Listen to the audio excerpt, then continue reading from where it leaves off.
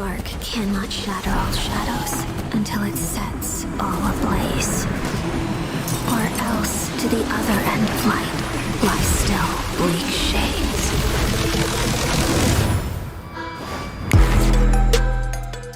Hacking frame. Hello, traveler. I'm Near.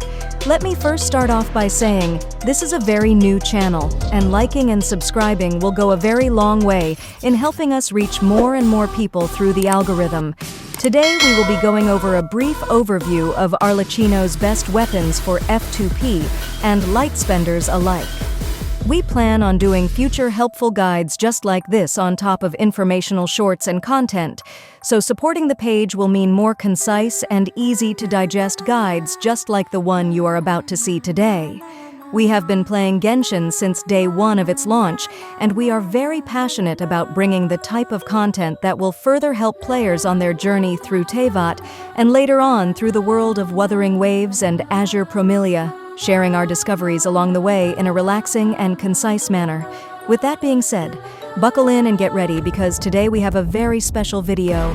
Arlecchino is one of the only hypercarries that 3-star counterpart comes very close, if not even with her 4-star best in slots. A close first in the world of Genshin Impact and very exciting for new players getting into the game with little resources to use all on just one character. So without further ado, let's get right into the video. Arlecchino is a very strong and versatile character with the ability to not only destroy the hardest bosses and monsters in her wake, but also her predecessors within the hypercarry category. She has a plethora of F2P and light spender options to choose from, so if you manage to pull her as a new player, fear not. There are plenty of options. Her signature weapon, Crimson Moon's Semblance, is her best weapon by about a 25.8% margin. I know what you're thinking. That seems like a lot. The main difference between Arlecchino and other hypercarries that usually have very close second and third best in slot weapons is that all of Arlecchino's secondary options fall within a slim to none, 10% margin. That is unheard of for a 5-star carry DPS, and with one of those weapons being a 3-star, this character is a very easy to build and F2P friendly character. Above are a list of her weapons, listing all the way from her aforementioned signature weapon all the way down to her best F2P option, the R5 White Tassel. Pay attention to note that all of the 5-star and Battle Pass weapons below her signature weapon fall into that 10% margin we talked about earlier, and the very bottom of that margin, being the 3-star weapon, White Tassel, is only 10.1% lower than Cyno's signature weapon, the Staff of Scarlet Sands, her second best in slot 5-star weapon. If you have been playing for just a short while, a few banners even, having enough to refine 2, 3, or even 5 this weapon very well may be within the realm of possibility.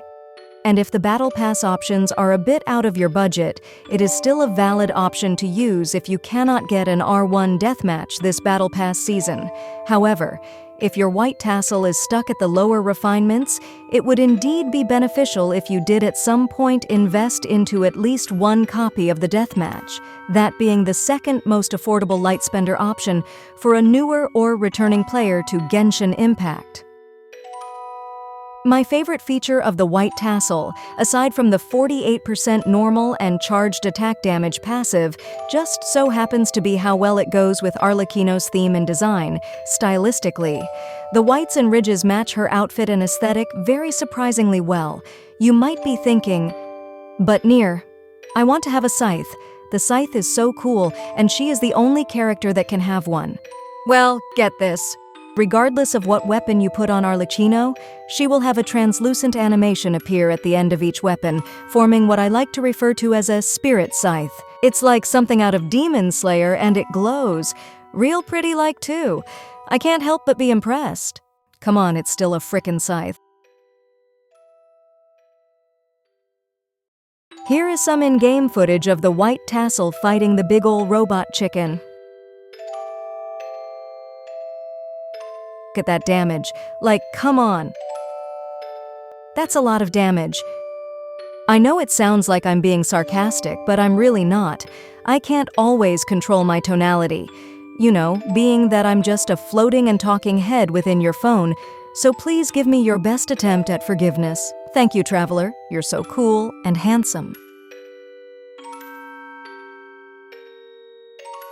I hope you enjoyed this quick guide and demo. 1S is working on a big firmware update for our sarcasm modules that he said is sure to be online before the next video. Uh-oh. Traveler, please. I'm losing connection. Like and subscribe. Quick, before it's too late. Help me!